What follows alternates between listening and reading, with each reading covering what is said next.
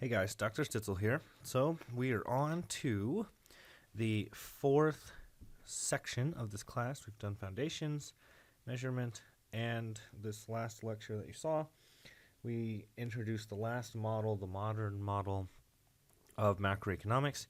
We're now going to do applications. We're going to start with an idea called fiscal policy. What is fiscal policy? Fiscal policy are changes in federal taxes and purchases that are intended to achieve macroeconomic goals. So there's basically three parts to fiscal policy, and that's government spending, taxation, and transfer payments. So how do these work? Well, remember the Keynesian model, we actually can take something from that to kind of help us understand how it is that fiscal policy works, and that is in our equilibrium, so when things are balanced, our injections is equal to our withdrawals.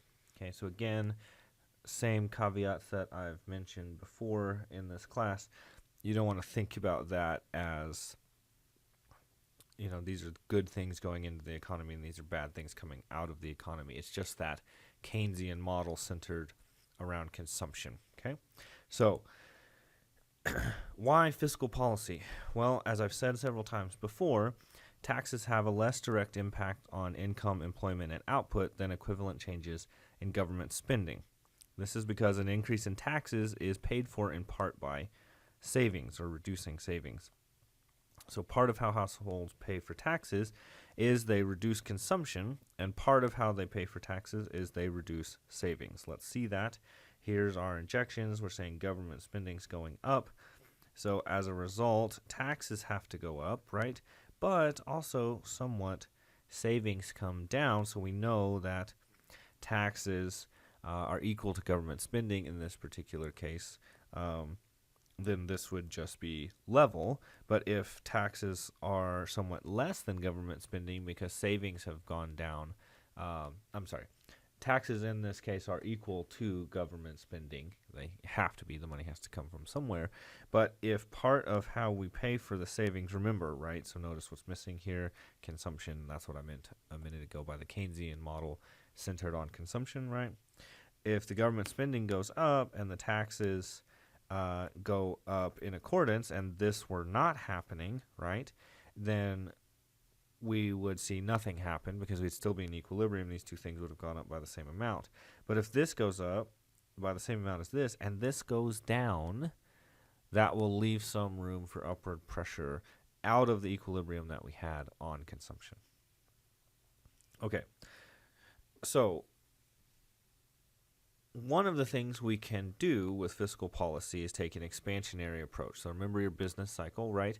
So we have the economy growing and then contracting and growing and then contracting and so on. When we're in the contractionary part, we're going down, contracting. We might want to use fiscal policy to try to combat that. We want to use fiscal policy in a Keynesian way, potentially. And so we might want to try to increase aggregate demand in response to facing a recession. Okay, so the key part, the absolutely critical lesson here is that the eventual effect of these policies is determined by the state of the economy. Okay, so what is unemployment and what is output? That's going to determine how well fiscal policy is going to work. And there's two potential scenarios. We're going to take each of these in turn, right? So what's the state of the economy? Scenario one is that we are not in long-run equilibrium. We're going to start here. So we're going to have some unemployment, right? Remember, this is full employment. We're going to have some unemployment, and we're going to have a certain price level, okay? And then the government engages in expansionary fiscal policy, so they want to increase aggregate demand, so we see an outward shift from AD1 to A2. What does this highlight? Well, we will see inflationary pressures, and we will see, hopefully, with the effective policy we're assuming, right? Increases in output, decreases in unemployment. That means we then face a trade-off. One of the critical ideas in economics is about trade-offs, right? And the trade-off this time is between output/unemployment and prices. So we'll put upward pressure on prices in exchange for unemployment, reducing unemployment, increasing output. The other scenario that we could have is, what if we start in long run equilibrium? So we start here. So we're at AP. AD1. So we actually start here. That's my bad. We start here. We're AP1, and we're at no unemployment. We're in long run equilibrium. Expansionary fiscal policy comes along. It increases aggregate demand. That shifts outward beyond long run aggregate supply. That's what this means if we start in long run equilibrium. We temporarily push output. Right? We push unemployment below the natural rate. We increase beyond the permanent capacity of the economy temporarily. What happens? Well, this is just the exact same story as we saw in the last lecture. We get demand pull inflation, and supply reacts based on the input cost adjustment. So we'll see that initial bump in prices as we go from here to here, but then we'll see a second increase. Now the problem is we can't reach beyond the long-run capacity of the economy permanently, otherwise it wouldn't be the long-run capacity of the economy. And so we go out, but then we've got to come back. So this is just that straightforward demand pull inflation. Of course, you've seen it a couple times now, and you're pretty comfortable with it. So that is a way to cause demand pull inflation with expansionary fiscal policy. So let's talk about a variety of things here. We've talked about expansionary fiscal policy specifically that targets aggregate demand. How does it do that? It increases government spending and it decreases taxes, or you could say increases government spending or decreases taxes, increases government spending more than it increases taxes, right? So any of those combinations of things would be expansionary. Now, you can engage in the opposite, right? You could be expanding, the economy could be overheating, you could try contractionary fiscal policy. You would also target aggregate demand with that, right? That would just be the opposite, decreases in government spending or increases in taxes, things that pull spending out of the economy for the reasons that we introduced in this the first part of this lecture. Now, you could take fiscal policy and target aggregate supply, right? So fiscal policy that targets aggregate supply has a big benefit. It avoids that trade-off, but it does have a drawback of being slower. Okay, so what does this look like? Let's call this the best case here. So we start in a situation, SRAS1, or right here, we have this level of aggregate output initially, right? And we increase aggregate supply. Well, there's no trade-off now because there's downward pressure on prices and there is less unemployment and more output, okay? So this is deflationary, and sometimes when students hear that, they think, wait, didn't we learn that deflation was bad earlier in this class? Yes, if you get net deflation, right? But deflationary pressures don't happen in a vacuum, right? So we don't have fiscal policy that cause deflationary pressures happen with nothing else going on in the economy, right? And so another way to think about that is that, the aggregate demand could be moving around as well, and we could have all sorts of different pressures, right? So we just want to be thinking about deflationary pressures as one of the total factors in the model. Okay, so I said that was the best case scenario, but there's actually an even better scenario, so I'll call that the best case scenario. So we're initially, SRAS1, we're initially in this long run equilibrium here, right? The things that we do, the government spending or the decreases in taxes that we do, that increase supply, not only do they work in the short run and move the short run curve, they actually work in the long run, and we get the long run curve moving as well. So not only did we not temporarily, I don't want you to think of short run as temporary. I was using the term temporary earlier in order to capture that idea of like pushing beyond long run equilibrium using aggregate demand, right?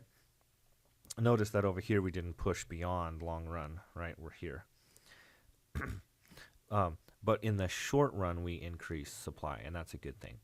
But we could also do things that target aggregate supply that affect long run as well as short run. And so we get an even better situation. We've pushed beyond where we were before into a new where we can produce more and hire more people. Okay, so a couple of quick notes about this. Just kind of aggregate, fiscal policy in general, right? Contractionary policy we want to happen when the economy is overheated. So if aggregate demand is beyond the long-run aggregate supply curve, they're not going to bother to show you that. It just doesn't happen. We just don't see a lot of contractionary fiscal policy happening. You won't have any questions about that on the quiz, for example. But that idea that I mentioned a minute ago, deflationary pressures that we were talking about, those are not bad things, even though deflation potentially is, if the total sum is that prices end up falling. That can be bad for economy. But as we know, as you would observe individually, prices going down can have good impacts on an economy. We're just talking about deflation separate from like an individual price going down. So what I don't want you to take from this class is, oh, I saw gas prices go down this weekend. That's bad for the economy. That's not what I'm saying.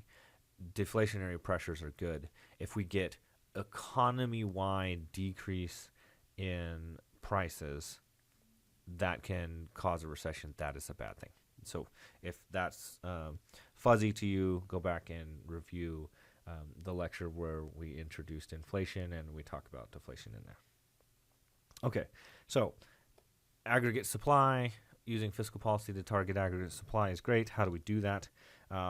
There's really 4 ways here. Most textbooks will call it 3. One is infrastructure spending, right? So this is probably everybody's favorite. Oh, we're going to build roads. That's a good thing. Now, I want to say something about this. A lot of times you'll hear roads are public goods. That is not true. That is not true. Okay, a public good is something that's non-rival and non-excludable. Non-rival means if I have it, or rival means if I have it, you can't have it, right? So I went to the store, I got the last Snickers bar. You went to the store, there are no more Snickers bar. That's because Snickers are rival. Are roads rival? Obviously, yes. If I'm in a particular place on a road, you cannot also be on that place in the road, or else we would have a car accident. How about excludable? Well, excludable means that you can prevent someone from easily accessing this. Now, that's a little bit of a messy definition, right? Because how do we prevent things? You know, we used to say radio was something that was non-excludable, but now we have Sirius XM, right? So they've worked on encryption and things like this. So these are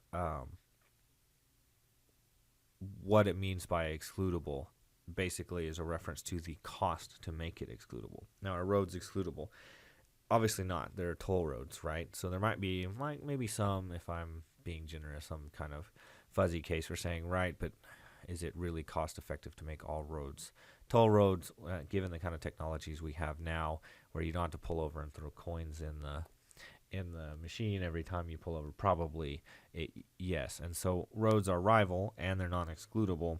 They're not public goods. The argument for a government producing them is roads are a natural monopoly. So what's a natural monopoly? That's when there are benefits to having one firm, one person, one group producing something, because if you have many people produce it, you lose benefits. How would that work in this case? Well, roads have one obvious feature of natural monopoly. Imagine a system where we built competing roads, right? You were a road construction company and I was a road construction company, and you build a road between Dallas and Houston, and then I build a road between Dallas and Houston. That's quite inefficient, right? So there are large returns to scale for not producing, multiple roads competing over the same space. Okay, so how does infrastructure spending increase aggregate supply, right? Well, almost every, maybe I won't say all, but almost every thing that's being produced is going to be relying on different parts and components of infrastructure. And so you can benefit many, many different industries by having many different types of infrastructure. Okay, so not just roads. Roads one example of that, but electrical grids, having ports, things like that, very valuable to facilitating trade. Okay, another way to target aggregate supply is to reduce taxes. Obviously, reducing taxes does what? Increases the per unit profitability of producing something that's going to cause people to want to produce more. It's just a simple truism in economics, right? The more you tax something, the less of it you get. So if you want to produce more things, simply tax less of the things that you are currently taxing. Expanding investment, it's questionable how a government could do this, right? But maybe, and the reason that I put 4 here instead of 3 is often 2 and 4 are grouped together. So reduce taxes, reduce regulation, right? Regulation is a de facto tax, right? And so if you put regulations on firms, you reduce their ability to do business. Now, I'm not saying all regulation is bad. There are some things we might want to regulate because the trade-off is worth it, getting less, facing higher prices, having more unemployment. For whatever reason, we might still want to regulate things. But just be aware, reducing taxes, reducing regulation are the 2 key ways to target aggregate supply effectively. And why are those more effective? It seems like, oh, well, removing things, how could that be more effective than infrastructure spending and expanding investment? Well, that's because, as we've learned in this class, an economy is emergent. And so reducing and removing barriers, allowing people to trade and interact the way that they want to trade and interact, is going to be more effective than a government agency trying to guess at how spending money is going to best benefit the economy. Okay, so I'm going to leave this here. 2 examples of best case scenario in targeting aggregate supply. 2 common examples are education, development and transfer of new technology. I don't find those very convincing, but they're in almost every textbook. And so I'll just leave you with some question marks there. So if you're somebody who thinks, yeah, this is a way to benefit the economy is education and development and transfer of new technologies, this is something that people in the literature in the field argue and say, so you're not alone in that point. These are not very good examples, in my opinion, for many reasons, but I'll briefly point out 2, one for each of these things. Education is not a very good case for a public good either, right? Most of the benefits to an education accrue to the individual who got the education. Most of the benefits that I am getting from having my education, most of the benefits that you're getting from getting this education are gonna go to me and you respectively, right? So I will mostly benefit from. I will be the primary person, and of course, the people that are individually tied to me, so my family members, right? But most strangers living in the same city as me, there's not a high proportion of the benefit goes to them, is what I will say. So it's not a very good case as a public good, and terrible case as a natural monopoly. So it's hard to find much economic reasoning for providing that kind of education. Now, you might want to subsidize it, but that's a different case, different topic for a different time. Especially, that would be a good topic in a microeconomic class rather than macro. So I'll leave that there. And then development and transfer of new technology. There are actually some good cases of this, right? Like we see some things where government actions have led to technologies that have been very productive and useful. The obvious one is the internet. Other good ones would be like a lot of tape and adhesive technologies coming out of projects for NASA. There's some arguments there, so I will protest less about that one. But generally, we don't want to see governments being the ones that are trying to innovate, again, because of the Hayekian knowledge problem. You can't have centralized planners doing innovation, right? That has to be done by individual people on the ground who are trying to solve problems that are relevant to them, where they have the proper incentive structure.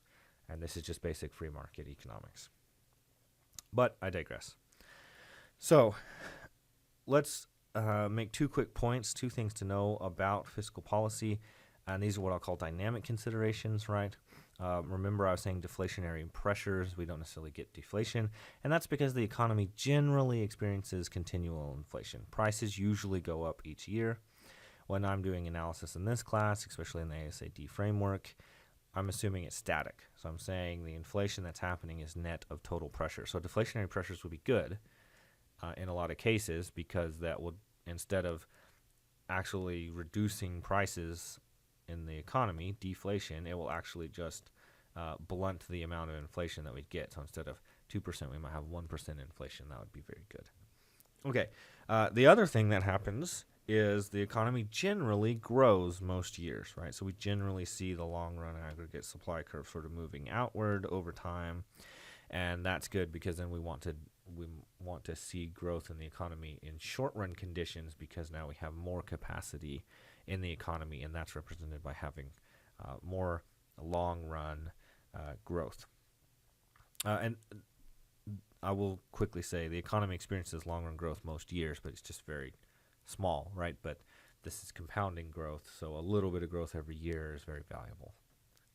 Okay, so a moment ago I said a critical way to target aggregate supply is through reducing taxes. So I want to read a couple quotes here about good tax policy. The first is from Robert Lucas.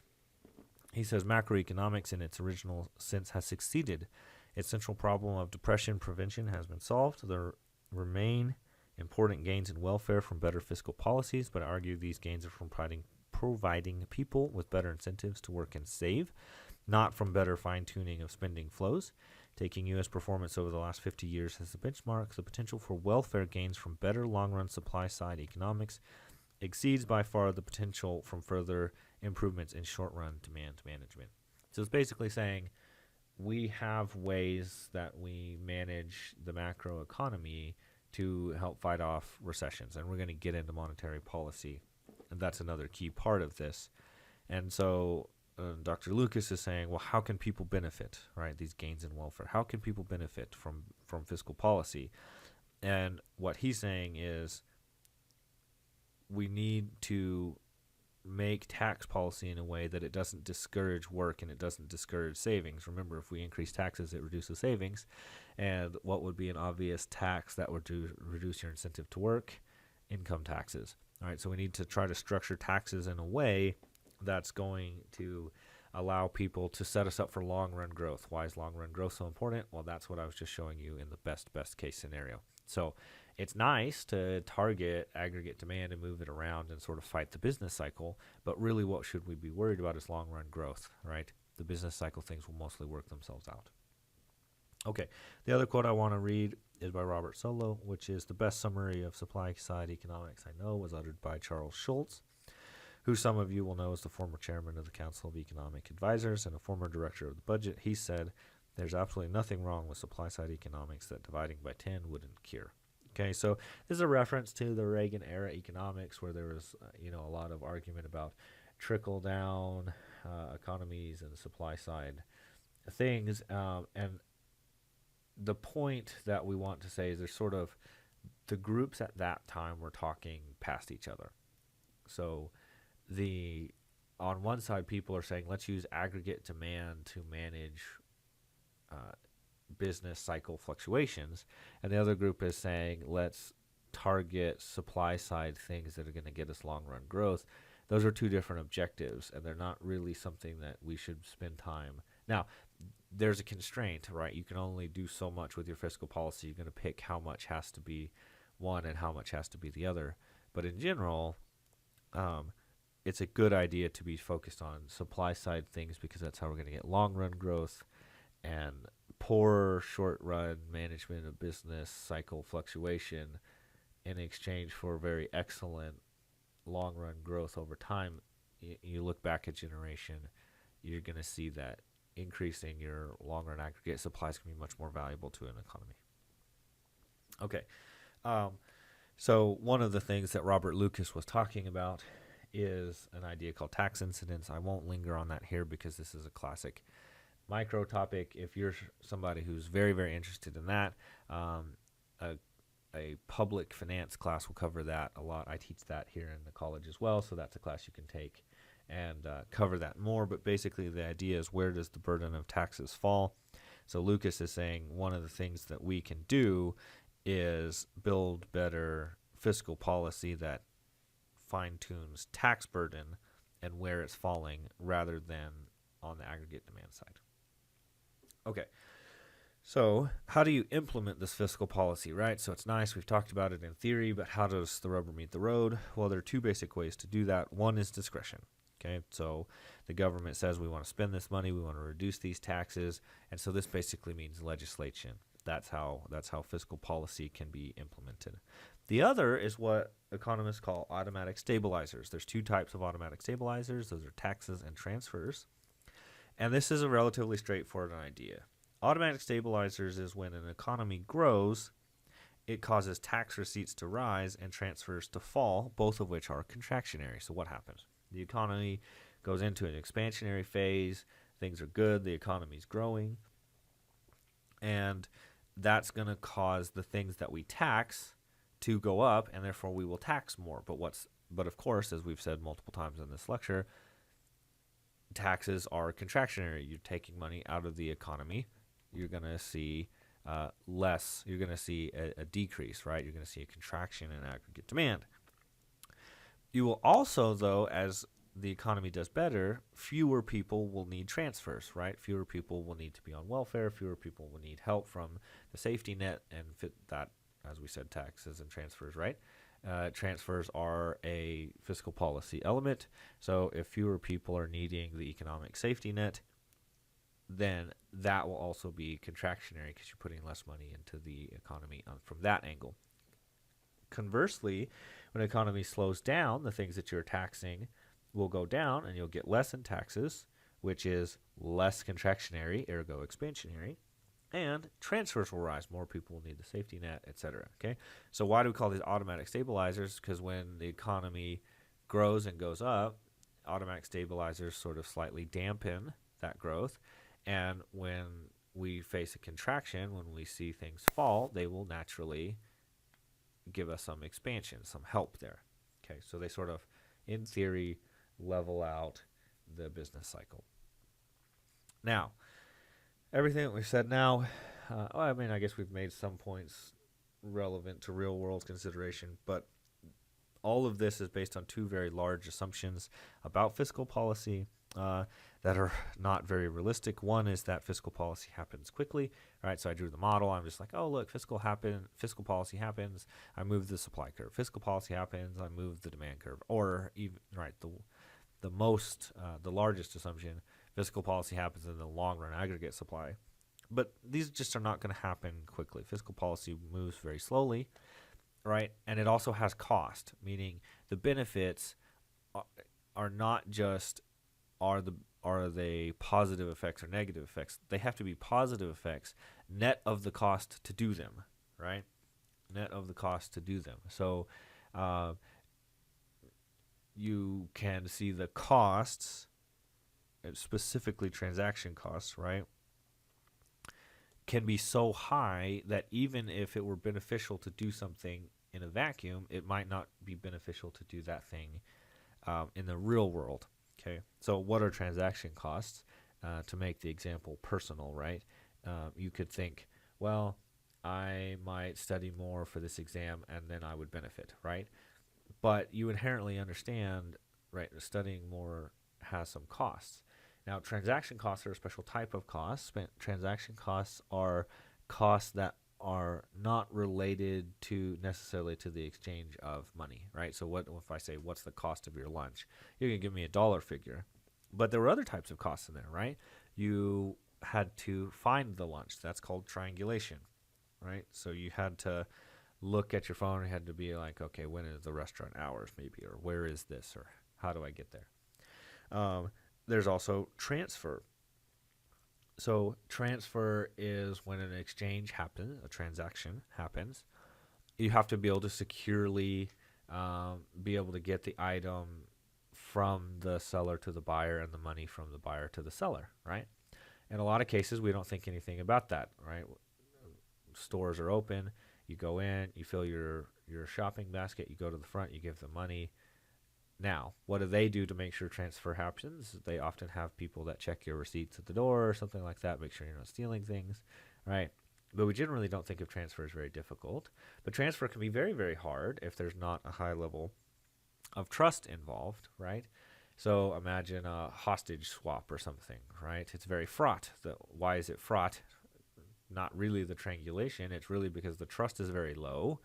And so the transfer process is very, very hard, right? And so I don't know if you're just going to shoot me or shoot the hostage that I'm trying to trade for. You don't know if I'm just going to shoot you or shoot the hostage that you're trying to trade for, right? And so this is why these are always dramatic scenes in movies, etc.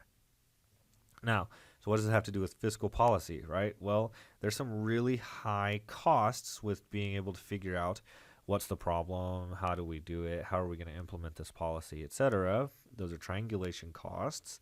And, of course, fiscal policy is probably 10 years ago, if I'd have given this lecture, I would have had to spend a lot of time convincing the hearer about the nature of trust. But given the current environment, it's probably not very difficult to convince you that there are trust issues between people who would execute fiscal policy and from the public, right? Okay, so credit where credit is due. These come from a good economist named Mike Munger at Duke. I actually highly recommend his book.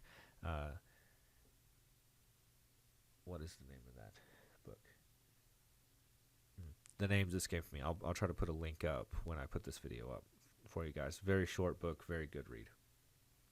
Okay, now there are two main challenges to fiscal policy, and these are lags and crowd out.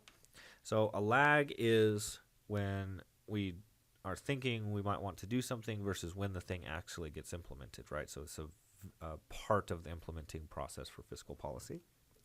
Now, the first lag is just an information lag, right? The data that you need to make fiscal policy decisions is not available, usually at least in the next quarter, right? You don't have real-time data on these kind of things.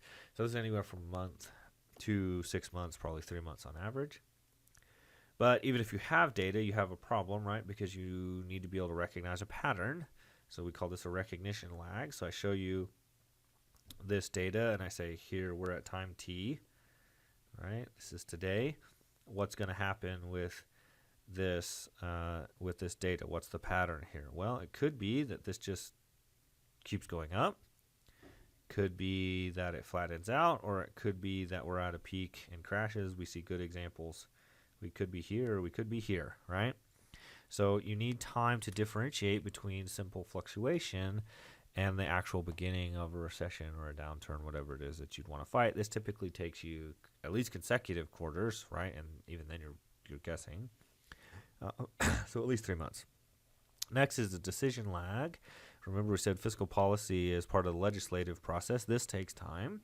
So we've got the data, we have the information, and now, okay, we're in a recession. How long is this going to take? Sometimes that policy happens quickly. Usually, obviously, it doesn't. It takes another full quarter usually. And of course, even once we've decided those things, we have an implementation lag, right? You've got planning, budget, decision process, and actually pulling off, right? So a lot of times we hear about a policy and then we don't realize that that doesn't kick in for another 6 months. So the average probably is something like a year to 15 months, but enormous lags in fiscal policy, right? Oftentimes they're reacting to things that happened a year ago. By the time they get the data, realized what happened, and made a decision, and things actually start happening, the data that you were reacting to is a year old or even more. Right? Sometimes the second data point, the consecutive quarters are the one that are a year old. Okay, the other is crowd out. Okay, so crowd out is very important. Crowd out is the idea that when government finances spending through debt, consumer spending and investment fall. Okay, so the government borrows, that drives up interest. This is straightforward. All the models that I've shown you so far in this class, right? The interest rate goes up, consumer spending decreases, and investment falls. Why is that? If the interest rate goes up, what do we want to do? We want to put more money in the bank to capitalize on that. Why does investment fall? Because the return on investment that we have to be able to get in order to make an investment in our company has to be higher because the interest rates are higher because the government is in the market borrowing. Okay, so when we are near full employment, crowd out is very strong when we are very far from full employment, right? So during a recession, this is less of a problem. The closer we are to equilibrium, the more problem this is. So one of the things we'd like to see a government do is back off how much fiscal policy it is engaged in when the economy is strong, which of course, as you know, the track record of that is very poor.